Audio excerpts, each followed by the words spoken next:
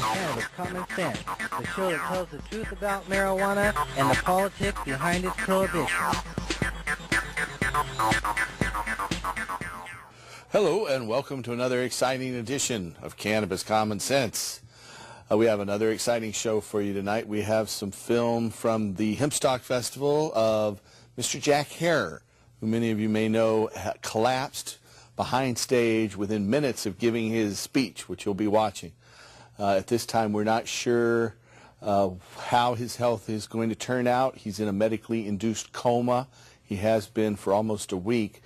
And our prayers and positive energy and thoughts go out to him and his family. We'll be talking about that a little bit on the show and taking your calls. Madeline Martinez of Oregon Normal is here. We'll both be taking your calls shortly, as is Mr. Tim Pate. Hi, Tim. Good evening.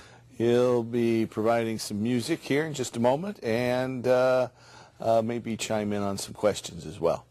So stay tuned. We'll be back. And just as a reminder, this show is a production of our nonprofit organization, the Hemp and Cannabis Foundation, or THCF, and our affiliated political committee, the Campaign for the Restoration and Regulation of Hemp, or CRRH.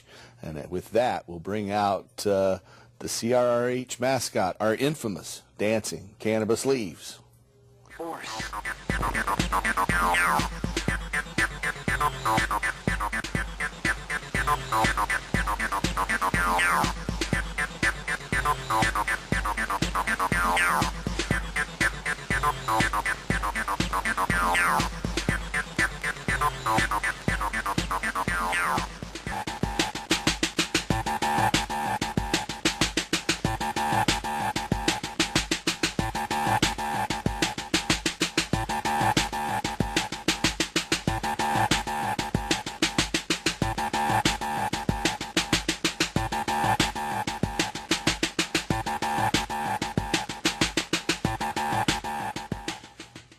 Hey, Tim. Hello, how are everybody. you this week? Good evening. I hope. Did you have to travel, or did you get to stay in town this week? I have been in town all week, and I'm going to stay in town till the show next week, when I'm going to overnight power my way down to San Francisco to get down to the National Normal Conference in San Francisco next week.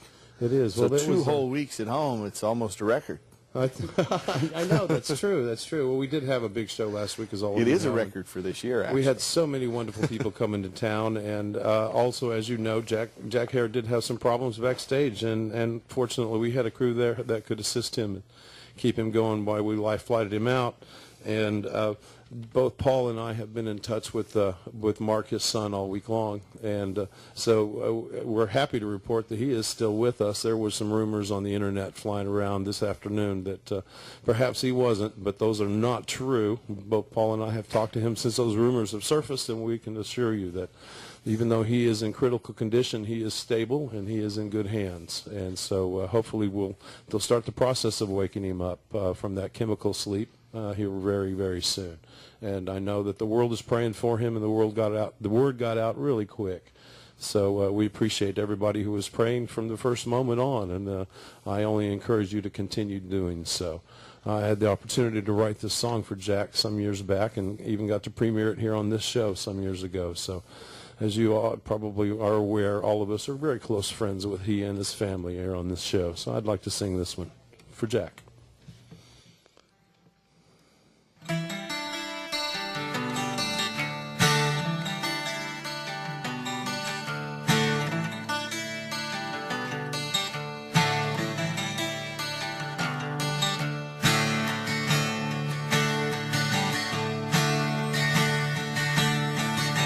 Well, come climb the mountain with me, come see what we can see. Come climb the mountain with me, and then we will all be free.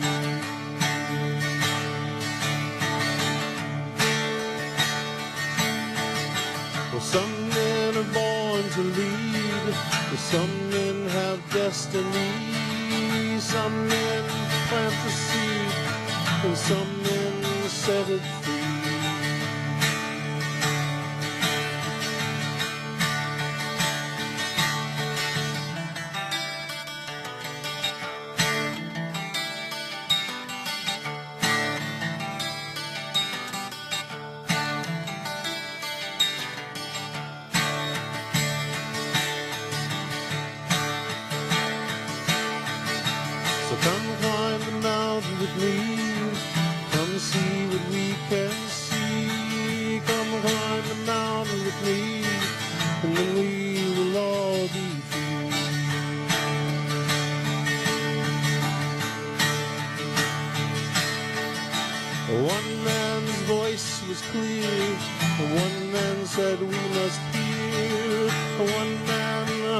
the call, and his vision speaks for all.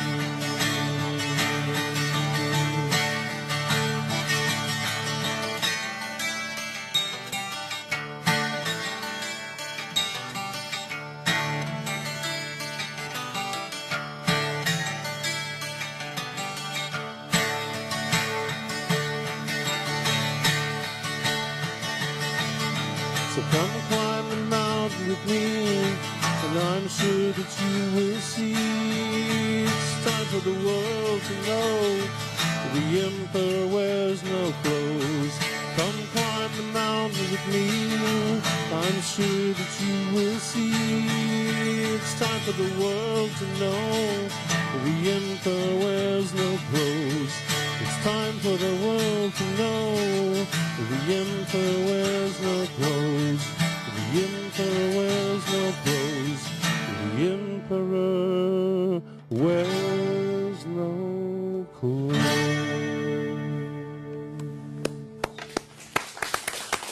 It's Tim Pate. Thank you. Thank you, Tim. Welcome, Madeline. How are you doing this week? I'm doing just great, Paul. Just Good, recuperating from that wonderful event we just had. It was pretty exciting. Yeah, it was pretty exciting. Unfortunately, the drama about Jack's heart attack just put a damper on it and It made it a did. little less of a happy thing. But I tend to believe, for me, you know, from my perspective, I felt like it put a spiritual tap to the weekend. You know, quite frankly, there were so many people who decided that that was an appropriate time to tap into their spiritual side. Yeah. And, you know, I and felt send that. good I saw energy that and throughout the positive rest of the vibrations out to weekend. Jack. It was the most positive vibe, you know, concentrated effort on our family for one person's behalf I've ever seen. So, Yeah. you know, I know it was a downer, but we have the team there to even deal more with it. people through this TV show. So we just ask all our viewers out Absolutely. there to take a moment and think good thoughts and send some positive energy to Jack Harrer, who's struggling for his life here in Emmanuel Hospital here in Portland. So if you're out there, just think about what he's done to help all us and get the word about industrial hemp out there. And that would be a big, a positive thing as well. That's been his mission all these years. He's never wavered from that mission. You might both know that because we've known him a long, long time. And so I know his wife he's just Jeannie not gonna has waver from established a fund because she's up here without much money, True. and they're, you know, dealing with things. So if anyone out there wants to contribute to the Jack Harrer Fund, there's a bank account open at U.S. Bank. Just go into any U.S. bank and say you want to contribute money to the Jack Harrer Fund, and that'll help his family in this time of need. Yeah, Yeah, it's they difficult really to do be need help. sick when you're far from home, and you It have is. to bring in family. Jeannie was down in L.A. I know his son Mark runs the Third Eye store, their Right. family store here in Portland. But he just other came off brothers of and major surgery sisters- himself. He's on crutches, and you know, Yeah. he's been broke his ankle, so he's been down as well. So Exactly. you know, anyway, it's a good time to help if you can help. This is a good time. We do have a phone call. Hello, caller. You're on our show. Hello. Can you hear me? Hello, Hello. I'm speaking. Hello. Yes, we can hear We you. can hear you too. Hi. You might want to turn your television off in the Yeah, back. turn the TV down. Ooh, we're getting feedback. Turn your TV He's down. off. Concentrate on the telephone. Right Hello? on. Yep. Hello. We're here. Oh, yeah, I have a question. Okay, good. You've reached us. Pardon? Yes, go ahead and ask your question. Oh, my question is, I just recently joined the Oregon Medical Marijuana Program, Uh-huh. and I'm 75 years old. I'm hurting all over, anyhow. So I'm living in a HUD housing situation, which is federal, I believe, Yeah. and I can't grow here. And the place where you apply for your to join the program, they won't give any information on who to Right. call for a grower or a provider. And I'm just wondering if can you give me some information on that? Sure. You know, that's one of the most difficult parts of the medical program, especially for low-income people, and that's how to grow for themselves. Even though you are in HUD housing, there are court rulings that protect you as long as you're just growing for yourself.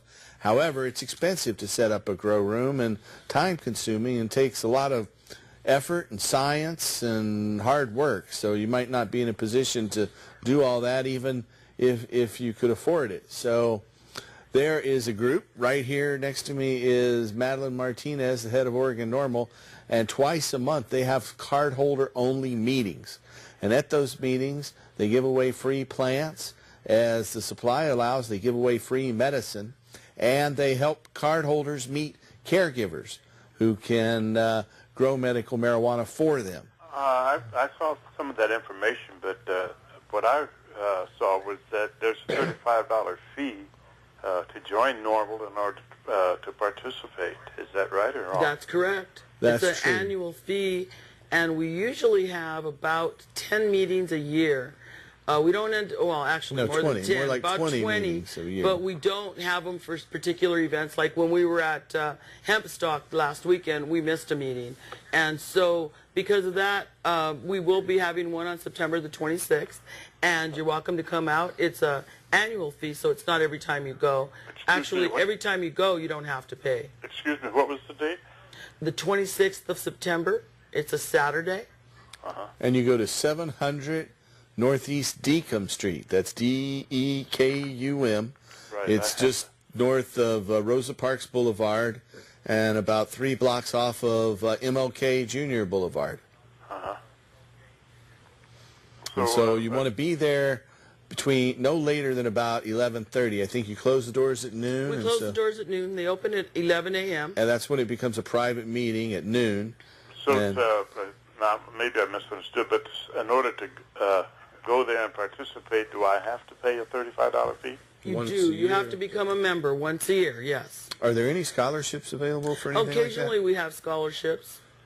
that? So you I'm might ask. I'm on disability, SSI, food stamps, and everything else, and yeah. Well, why don't you come down and someone will talk to you at the door and we'll see what we can do for you. Okay, because I'm already $140 into this, and I still Yeah. haven't got any relief at all. I understand what you're saying. Come on down and we'll see what we can do for you. All right, I thank you so much. You're so welcome. You're welcome. You know, that's the one drawback of the program is first you have to find a supply somehow and get a regular supply. And, you know, if you're out there, you're not growing it yourself, it can get expensive if you're trying to buy it on the black market. It makes it really difficult. You for go down people. to California and you'll see people who only need a couple ounces a month, Right. but the dispensaries will charge them $1,000 for those 2 ounces. Where, Well, I you know, know marijuana grows on trees. It should be a lot cheaper than that. Exactly. That was my experience when I went to California for the last Normal conference. We got to go down to the dispensaries, Malady, Renee, and myself, and we just Yeah. wanted to see what it was like. And I'll tell you, when we got there, I was like a kid in a candy store. They had this catalog, and I was just, wow, and you can actually take it out and sniff it.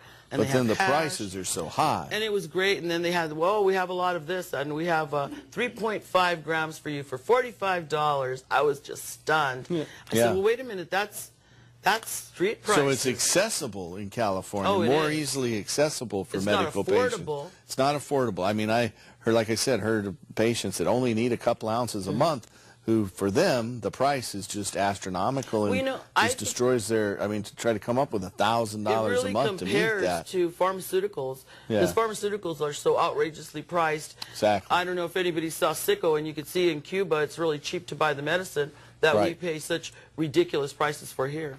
Yeah.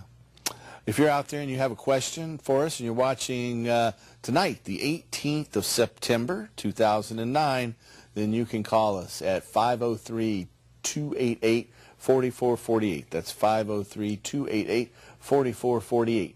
We have a caller. Hello, caller. You're on the show. Hello, Paula. Welcome. I'm an OHSU patient for a transplant for a liver for a transfusion I got in the 80s that had tainted blood, and I've been tossed off a program for a transplant in Texas for money reasons, and now I've just been tossed off by the OHSU liver transplant group for a slightly raised cannabis level. I am a card holder. I would we need to get your name. I don't want you to give it out to us on the television well, I really show. can't because I'm really, at this point, No, we don't want you to give out your identity here on the show, but we'd like you to just hang on and let our telephone people in the control room go ahead and take your name and number, because we're trying to compile lists of folks who have, we've had this happen to many, many people, and it's really a travesty, and it's something that we're trying to stop to the best of our ability. And we'd love to try to help you on a one-to-one private basis to get back on that liver transplant list. We do have one success to date, where a lady who had been taken off the list was put back on it because of our efforts, and we'd be happy to help you. It just seems very, very cruel of these people to sentence you basically to death by taking you off the transplant list just because you were using medical marijuana, and medical marijuana has no negative effects towards your transplant or rejection. It's all just their pseudoscience and witch doctor beliefs that lead them to think that.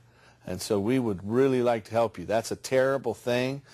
Hundreds of medical marijuana patients have been sentenced to die basically the same way you have now been. And it's a travesty that we want to try to stop.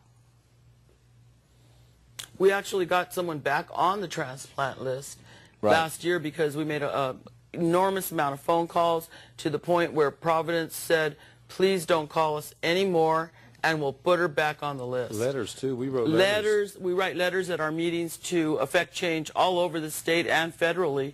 So, and there are lawyers who are interested in litigating just this issue. Exactly. And we would love to help this gentleman. So I thank you for calling. If you know anyone else out there who's in a similar situation, please let us know. Or if your loved one has already passed and they were subjected to this kind of torture, then give us a call. Our office number is 503-281-5100. We'd like to take their name and number and perhaps form a class action suit to get these folks who think that medical marijuana has a negative effect on liver transplants to pay for their ill received belief there. Anyway, I think we should have a liver transplant list just for cannabis consumers. Yeah. Because those of they're more likely to survive the treatment and more likely to not reject it instead of having an increased likelihood of rejection. That's what they tell them. Well, I wouldn't mind taking someone's liver or kidney if they had smoked cannabis. Yeah. But from what I understand, they actually, if we were in an accident, they would throw our organs away rather than use them because we use cannabis. I think it's wrong, and I think we can change it. I think the feds need to give us our own list. Yeah. They probably aren't likely to do that, but maybe once we do, legalize. Our list would be bigger when we than legalize their it, they'll have to change some of that. Our list would be bigger than their list. I believe it would be. I think so. I think I'm listed as an organ donor, so Lord knows there's a lot of cannabinoid in my liver. I am as well, but the problem is once they do that testing, they're going to toss it. So it doesn't really, so let's it's make our own unfortunate. list. Let's make our own. I like that I think idea. we should make our own list. I've been working on that for a couple of years, and everybody just keeps saying, they're not going to let you do it. But the fact of the matter is, if we don't try to do it, if we don't move forward and say, we have a right to live, we're just as valuable. And they get these people one by one who are trapped in their own, circle and without a support network, and they sentence them to die, and they don't have anywhere to turn. Right, and once you become part of the cannabis community, we will go to bat for you. I'm telling you, those people at Providence, Milwaukee, they did not want us to make one more phone call. They did not want to receive one more letter. They said, we're putting you back on the list. Just tell them to stop calling and writing. So we'll get them by hook or crook. We'll come in like tanks. I had an issue several years ago where a similar patient had contacted me, and he said that OHSU, just like this gentleman, had taken him off the list. So I called OHSU. And then the nephrology department first told me that this was all about Blue Cross Blue Shield, that Blue Cross Blue Shield made them do it. So I called Blue Cross Blue Shield. And they said they didn't know anything about this. This is the first they heard of it, and that the folks at OHSU were lying. And so I called up OHSU and I said, well, Blue Cross Blue Shield says you're lying. And at that point, they said, well, yeah, it's our policy. We were lying to you before. But Of course. it just shows their mentality, too, that they're so dirty and they're too ashamed to even fess up to what they've done. Well, you know, I don't think that morally it makes a difference if they say, well, the feds make us do it. You know, how does that make it right? No, it's their own making. Their own doctors have come to these conclusions, and admittedly, there's a limited number of livers out there for people. Sure. Not everybody gets one. I think it's less than half if you're here in the United States. So, and then a lot of people go to foreign countries to get livers. I guess in China, if you've got a prisoner that matches a paying donor or paying patient, they'll execute that prisoner for you so they can harvest his liver. So that's just something that happens in China, and it's one of the many problems with our current medical system. But boy, if you're out there like this gentleman, please let us know and call our office at 503-281-5100. with those names and numbers as we try to compile a more complete list. One of the things I'm going to approach the ACLU and let them know. I feel this is a violation of, the Constitution. There's a whole series of lawyers out there ready to go on it. You know, Doug Hyatt's lost several patients. Right. Seattle. Doug Hyatt. I'm going to see Doug Hyatt, as a matter of fact, this coming weekend. Yeah, we'll be down there at the normal conference together. Maybe we'll we can talk to him about it. Yeah, I know. We'll tag team him. We do good at that. We want to do that, for sure. Yeah. He doesn't stand a chance. So if you're out there and you have a question for us tonight, give us a call at 503-288-4448. That's 503-288-4448. So I want to mention where the normal conference is, Paul. This is our 38th normal conference. Imagine, we've been around so long. It is at the Grand Hyatt in San Francisco this year, and we got kind of we ran into some problems because we did use the picture of President Obama smoking a cigarette, and they didn't like that. I don't know why. I guess, yeah, they were suing Normal or someone in charge of... they said if we didn't change it, they were going to sue us. So we thought, well, we'll change it. We still left President Obama on there, but he's not smoking anything. He's just smiling as he does, handsomely, and it's Yes, We Cannabis. And we're going to go over there, about 500 attendees, and it's going to be a really exciting time. There's so much to learn. There's so much information that so many new things are happening right now. Every day, and we're going to have patients, advocates, cultivars. I mean, there's just so many people, lawyers, so many interesting panels. You learn so much when you're there. So and you're going to be moderating a couple of panels, you said? I'm going to be moderating a couple of panels, and I'm going to be on a couple of panels. Right. Pot, Politics, and Beyond, which is one of my favorites. Yep. I'm going to be on a lobbying and activism panel. I'm a citizen activist, as you well know. So that's pretty exciting to share that ability and that knowledge with other people. And anybody can be a citizen lobbyist. It's very easy. That's right. You just have to go out there and really spend your time and effort and get to know these guys. Yeah, once we went out there that 2007 and changed it from 3 ounces to 24 ounces per patient, that was pretty exciting. It's a big move forward. Definitely makes the medical marijuana law a lot more viable for patients. It really does. Really does. It's very rewarding. Yeah, anyway, the normal conference is from the 24th through the 26th, as I said, in San Francisco. So go online to normal.org, NORML.org, and you can find out all about it. So that's the exciting news. That's pretty exciting. Then coming up on December 12th, you've got the Oregon Medical Cannabis Awards that'll be happening right here in the River City. Yes. And I talked to someone today that wanted to know how they could put an entry in. I've got this killer kind, and they want to enter it. And I'm saying the more strains and the better strains we have, the better off things will be. Oh, I think so, that's coming up on December 12th. It's going to be at the Ambridge Convention Center again? Well, the Ambridge Event Center has moved on, and now it's the Portland Event Center for now. And so I'm they really changed their excited. name or ownership? And we just found out that last weekend that John Trudell will be there to speak during my hero. Oh, one of my heroes as well. well. A lot of people, Native American activists who's sacrificed a lot for his people and our nation. Exactly. And Danny Danko, the senior cultivation editor for High Times, is going to be there giving us a nice grow seminar. That's so great. I'm really excited about that. He'll be at the normal conference as well, so we'll get to talk to him about that. And we've already got almost all of our judges. We only have a few positions left, and we're starting to get our entrants in because everybody's looking at their crop right now, wondering which one should I enter. But if you've got a nice strain out there that you think is really good, come on, bring it on and enter it. Let us be the judge of that. We'll let you know where you stand. It's a fun event. We have ballots that'll go out to our judges, and we'll bring them in, and we have this race on the wall on the it's interesting to see, but you don't know which one's which until after the point total has been finalized. Right. Last year you swept first, second, and third. Unbelievable. Yeah, it was amazing. I was sitting there knowing who it was and looking at it, and I was just stunned. I was like, no way. So it's very interesting to be the person who knows who those numbers belong to. So here, it's your chance to take me out and to be the new champion. And so just get ready for if you've got a nice strain out there, get ready to enter it. You got to have an ounce. You have to have an ounce of and each strain. And a show bud. Exactly. So it's 29 grams of each strain is what it really ends up being. Yeah. And we have a nice poster that we make, and we need your show bud. So if you're out there and you think you've got the kind, the winner, please get in touch with us. All the information's on our website at ornorml.org. We have a caller. Hello, caller. You are on our show. Hello. Are you there? Yes, we are here. What would it take to get dispensaries in Oregon?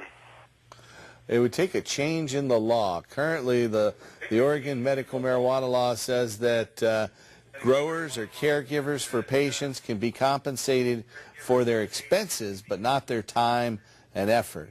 And so, personally, a lot of us, we were just talking about the dispensary model and the very high prices that patients have to pay in California.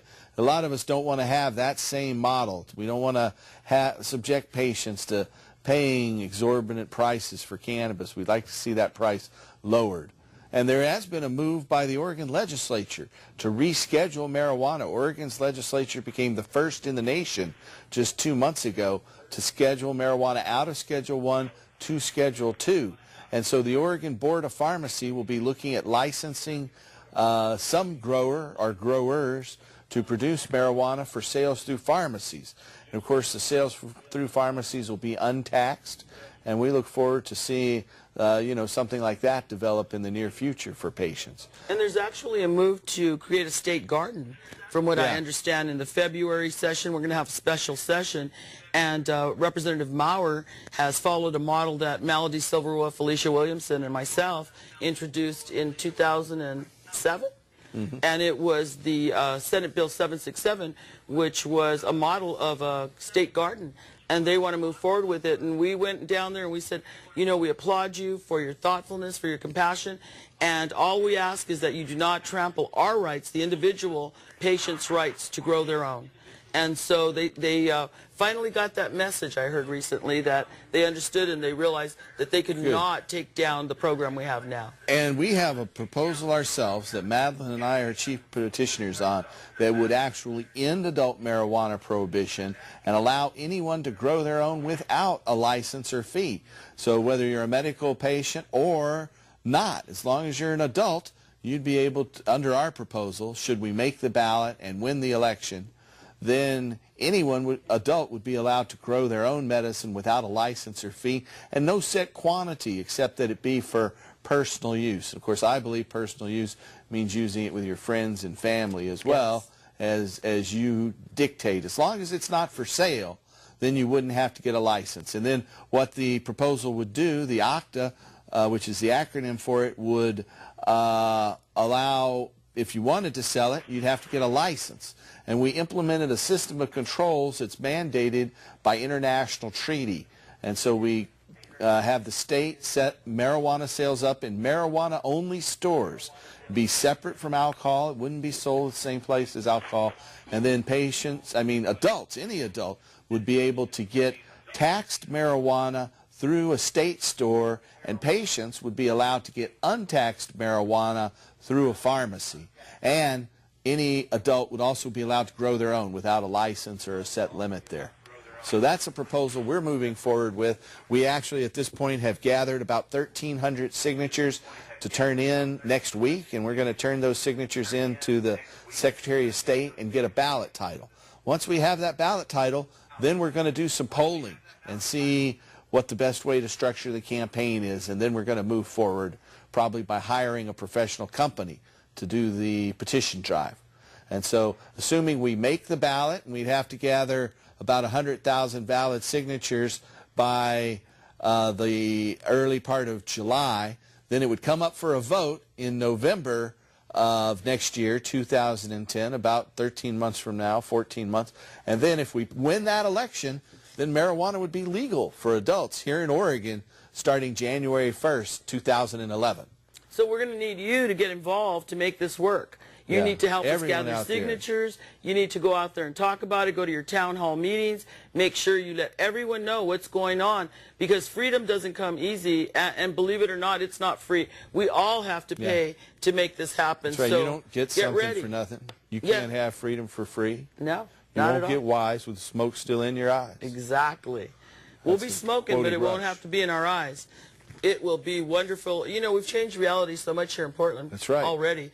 And I wanted to mention to people that something that we're going to be doing, it would be, I believe it's the 7th of November, the first Saturday, will be Oregon Normal's Joint, and it's a coffee and vapor bar where you can come and enjoy your medicine with other people that are in the program. We won't be giving out cuttings or excess medicine, but we will be have medicine to share there, and I'm pretty excited about it. So it's the first Saturday in November. That sounds fun. I'll be there. I'm ready to go. I think people need to have more social activities. We feel like lepers sometimes because we don't go out and socialize. So I'm really excited about the potential. So come on out, folks. We'll have more on our website. Yeah, stay tuned. We'll have more news in the near future. We're going to file for that ballot title. Once we have the ballot title, that's what most people will read. And we're hopeful that we're going to lead the nation to end adult marijuana prohibition here next year. So stay tuned. So register to vote. Get involved. We need your help. If you can gather volunteer signatures, that's great. There'll be positions from the paid petitioning company once that begins. But we still have a few more hoops to jump through.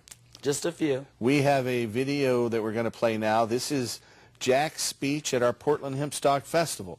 And within just less than 5 minutes, maybe as little as 3 minutes after Jack left the stage here, he collapsed backstage. And a team of trained professionals rushed to give him CPR for over 30 minutes. He was on the ground for over 30 minutes before an ambulance could actually arrive. You know, we had requested that an ambulance be posted out there at Kelly Point Park because it's at the far edge of the city of Portland, and the city and the ambulance company had refused to do that.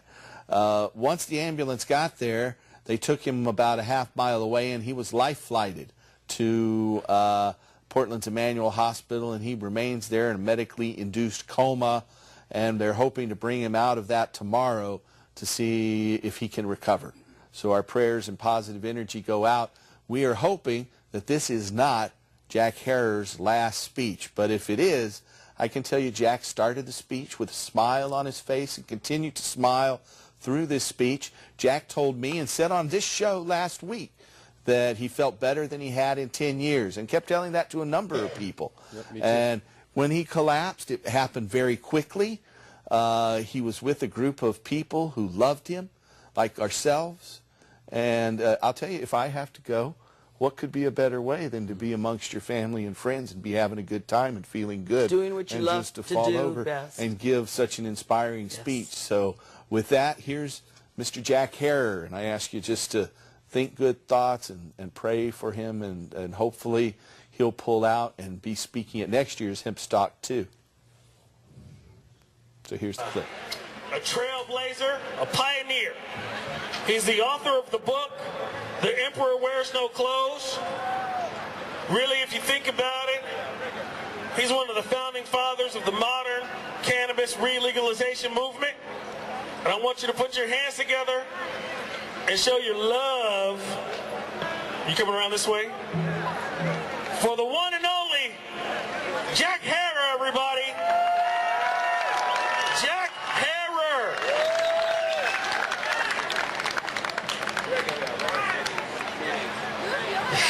these people know me from 1984. I came up here to Oregon and Washington. We did an initiative over and over and over and over and over again.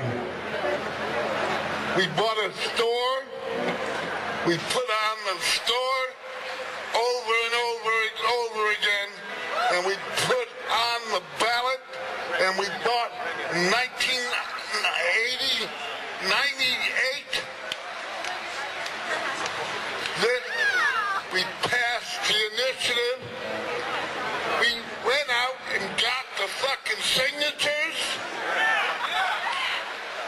and we passed the initiative. Now I will tell you, we told that with once a little bit of rain will fall, but it's okay because we got it for medicine.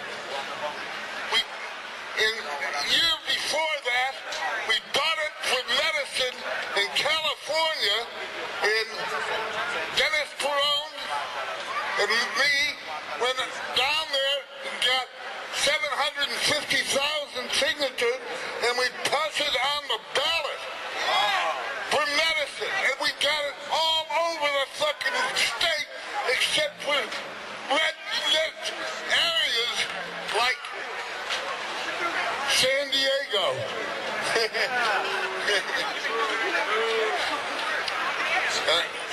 14 years after we passed the law, it's still going up.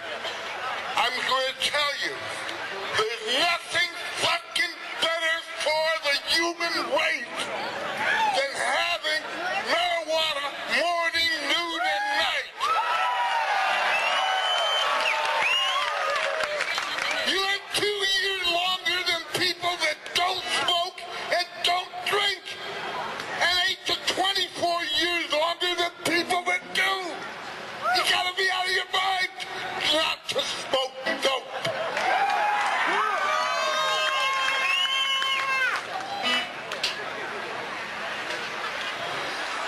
Once you know this, not even 2 years longer if you smoke it, if you eat the seed out of 3 million seeds and food stuff on earth, the number one thing in the whole world is hemp from 1 to 100 before you get to soybeans. 1 to 100. The first, second, third, 50th, 90th, 100 chains of everything on earth, and the number one chain to 100 is hemp seed, and that's against the law. We didn't know it in public school, high school, or college. I didn't know that 98% of all the food and clothing on the whole world was hemp. It was the best thing the world has ever had.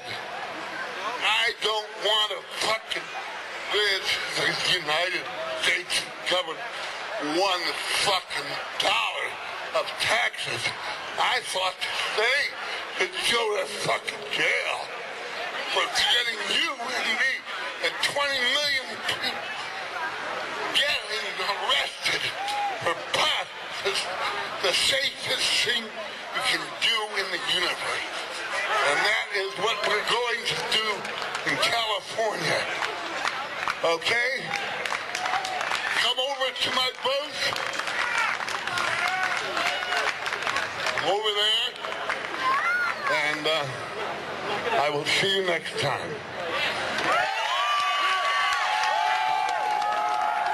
Let's give it up for Jack Herrera, everybody. He's one of the main reasons why we smoke good weed around here. All right, give us a few minutes to get the sound bugs dialed out, and we're going to have the herbivores up for you here in one or 2 minutes.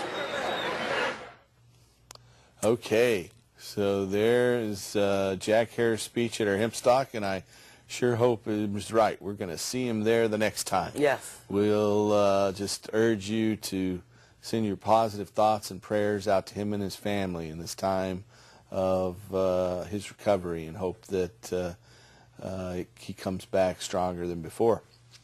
We have a caller. Hello, caller. You're on our show. Hello. I actually have a question. I'm a card holder, and I have stuff outside. Last year I had some problems with mold, and I'm wondering if there's any way to prevent it or stop it or what, because I lost a lot of stuff last year. There's a couple of different things you can do. One is you can put a tarp or build a little greenhouse over your plants, and that you can take down or put back up depending on what the rain's happening. So if you've got rain, you want to cover the plants if at all possible. Another thing you can do is in the morning, when the morning dew is out there, go out there and shake that dew off. Don't let it just sit on the plant and dry. It gets into the interior of the flower. That's where the mold starts. Also, there are some antifungal parasites that you can buy that will eat the bad fungus. And you can also use a sulfur burner to kill the fungus if it's very bad. Now, that'll give the flowers some flavor. You can wash that off with water, but those are just a few of the ways you can fight fungus when you're in the flower cycle. Okay, cool. One thing that I would suggest if you're going to use a tarp, to be really careful, because when you get a real hard downpour, those tarps can just, come in full water. It happened to us. Yeah. That's why I'm saying it. And break your plant, actually, because of the weight of the water. And so be vigilant about that. And another thing that you can do when mold starts, one of my friends who's an excellent grower, is get a little torch. And if you burn that spot where the mold has started, it won't spread. So I thought that was a really great idea by Alicia. She uses one of those little hand torches and just burns that part, and it doesn't spread after that. That's a good idea. There's that bacteria, I think, goes out by the name Serenade. Serenade is a brand name of a bacteria that will eat and stop the fungus. And so that's also an option. Right on. Thank you very much. You're very welcome. Good luck. Thanks for calling. I lost some to mold last year myself. It was a little disappointing. My mold mainly happened after I harvested rather than before, and it was mainly a problem with curing. Yeah, the curing Yeah, process. it's really easy to lose that if you do. But I always think about it. If you're growing outside, you lose some to Mother Nature. That's just the way it goes. But even with the mold, we still had award-winning cannabis. You sure we did. lost about 30 or 40% last year to mold, but we still had some real fine buds. Well, the 4 ounces that you entered were excellent, I must say, and those were cured very nicely. They were. They were. Certainly They were. were from the big batch. Well, I had taken the 2 that came in first and second and specially cured those on my own. They were small plants, too. One of them, the one that won first place, was a revegetated plant. I was afraid I was going to lose the clone of the Lemon Pledge. And it had budded, and so I put it back outdoors to revegetate and take cuttings off of them. This year, we have several big Lemon Pledge plants. Ooh, it's delightful, too. If you ever get a chance to get a cutting of Lemon Pledge, grab it. We will be giving some away at upcoming Oregon Normal meetings, and hopefully we'll keep them marked as to what they are. Yeah, that's always a good idea. If you're out there and you have a question for us, give us a call at 503-288-4448. That's 503-288-4448. We'll be taking your calls for about another 15 minutes or so here, and we do have a caller. Hello, caller. You're on the show. Hey, big fan of you guys' show. I have a recipe for all the people out there outdoor growing for molds and mildews. And It's 1 teaspoon baking soda, 32 ounces water. If you can use it, Dutch Master's Penetrator, or 2 drops of dish soap, and also Advanced Nutrients scorpion juice if you can. Scorpion juice from Advanced Nutrients. Okay. Yeah, it sounds like a good way to mess up their pH, and they thrive in a neutral pH environment, I believe. Absolutely. Well, thank you for that tip. Boy, do we need it. Hey, no problem. You guys have a great day. Looks like we got a pretty good season. I mean, I'm not sure what the upcoming forecast is. We really won't know until October rolls around, but we're just hoping for a lot more sunny days and blue skies. Well, I've seen a lot of beautiful gardens lately. I've gotten some snapshots sent to me. People send me their little digitals, and I'm just going, whoa, enter that in the awards, please. Yeah. But yeah, there's a lot of people. I'll be driving down to Eugene to pick up the entries from down there, and it's a pretty exciting time of the year, I'll tell you. It certainly is. We're getting our plans made, and it's just so much fun, the awards itself, isn't it? All our patients are gearing up for what we call Halloween. Yes. When the crop is in and cured and ready to give out to the patients. It's Halloween, and it's definitely a time for celebration. It certainly is.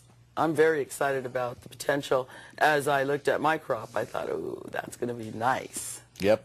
I really like it outdoors too, as opposed to indoors. You know, you can do real well indoors, but outdoors, it's got natural circulation of air, natural predators that are going to eat the spider mites that can get out of control indoors. Right. And you don't have to worry about a high electric bill. That's the best thing about it, is no high electric bill, no high equipment costs. Well, you know, when you mentioned that, I was really astonished that we changed lights to a T5, I guess it's called. Those and it was amazing how our light bill went down. I mean, I was just absolutely blown away by it. I thought, how did it affect production?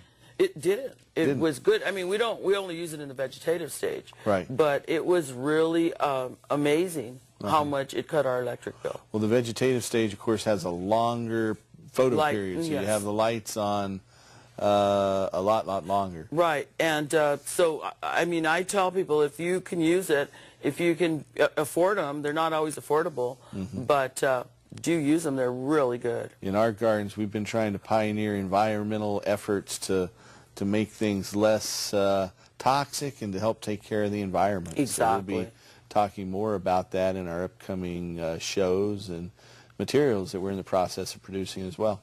Great. So stay tuned for that.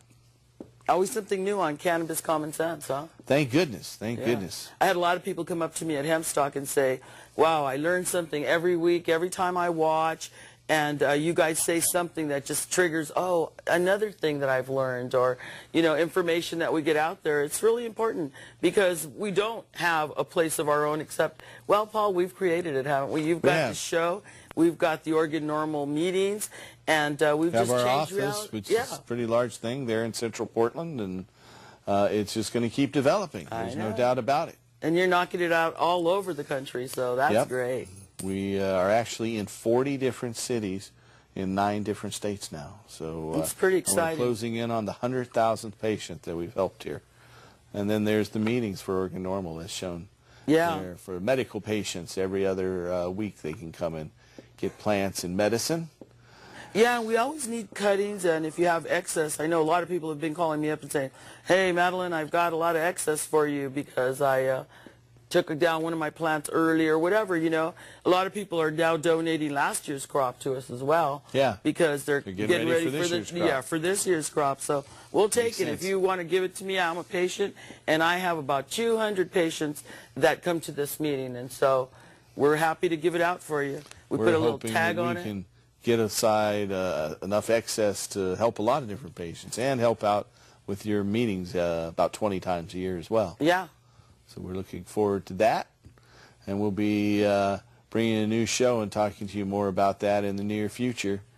We want to also remind you, that Jack Herer has a fund out there. It's called the Jack Herer Fund. It'll help his family at this time as they're all traveling here to be by Jack's side. He is in serious but stable condition and in a medically induced coma, and so I think they're going to try to bring him out of that tomorrow and see if there's a good chance of recovery for him. And so our prayers and thoughts are with him, and if you can help him financially, just go to any U.S. bank and make a donation to the Jack Herer Fund, and that'll help his family at this time when they need that help. Yeah, it's a real struggle when your loved one is in this condition, and it's hard financially. He's been in intensive care now for 6 days. Yeah. That's got to be a small fortune. Hopefully Medicaid and Medicare will pick up some of it because I know he's a senior citizen and a veteran. Yeah, I certainly hope so. You know, it's so sad what's happening in the healthcare, you know, back and forth, bickering in our Congress, rather, Yeah. and it's very annoying. So, yeah, we hope that somebody's picking up that tab for the Emperor. We have another caller. Hello, caller. You're on the show. Hello, caller. Hello, I have a question about normal view from viewing. Okay. About what? Normal. The paperwork I have for growing in my backyard says the plants must be at a normal view. Oh, yeah. Public view. Excuse me? Yeah, that means that they're not in a public area. You can't grow them in your front yard. You can't have a chain link fence and have your plants by the side of the fence.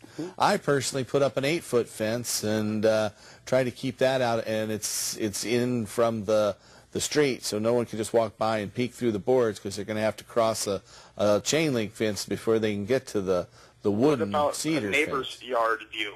Would that be legal or still Yeah, be illegal? that's not illegal. If your neighbors can see it from an upper floor or something, that's out of normal view and should suffice. As long as you Okay, can't thank you see very it from much. the street and you can't see it, you know, out as you're driving by, that should be sufficient. If a few neighbors can see it, that is out of normal view.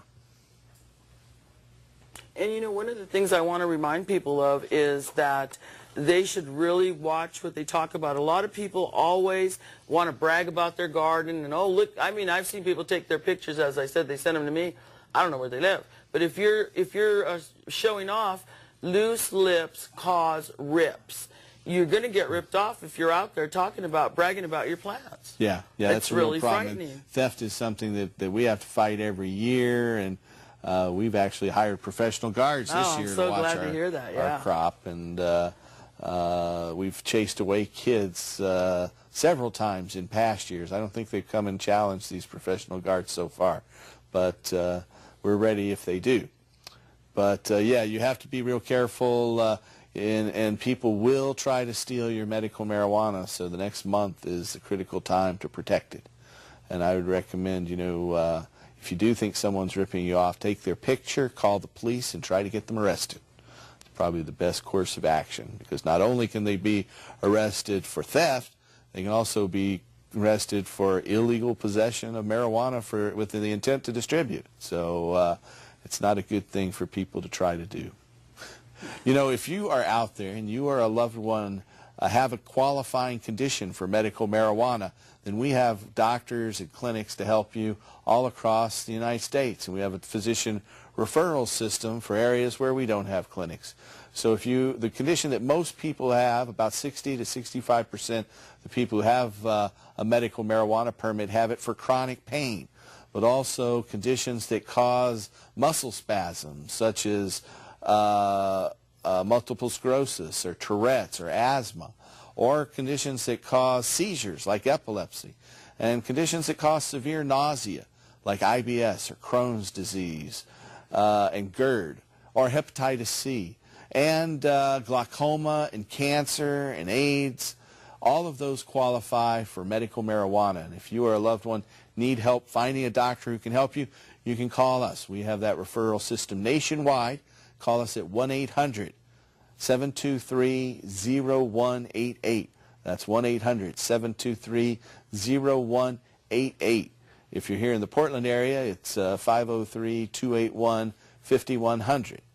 And up in Seattle, it's 425-826-5826. And in Denver, it's 303-403-9996. Those are all the numbers I'll name out right now. But the main one is the toll-free number, 1-800-723-0188. And we'd be happy to help you. We always have to get that plug in there. And then help patients. So many people don't know. Those numbers, I'll tell you. Yeah. You got a lot of them to remember there. It's a struggle, isn't it? More and more all the time. Yeah. It's not easy. Well, we're wrapping up. We just got about 3 minutes to go. We want to thank all of you folks for watching. Is there anything you'd like to say in closing, Madeline? Well, I'd like to ask all of you to remember the Emperor of Hemp, Jack Herer, in all your thoughts and prayers. Send out those good vibes to him. And We know he'll be back next year for Hempstock. So if you all would, just think about positive thoughts for our friend Jack, our hero. And stay tuned to find out more about our petition to end adult marijuana prohibition, restore industrial hemp, and help medical marijuana patients. The OCTA petition. You can look at the website octa2010.org. That's octa2010.org for more information on that. And then just tune in next week. We're going to go out with the music of Mr. Tim Pate and some views of the THCF medicinal gardens. So we look forward to seeing you next week, and help us restore hemp. Good night.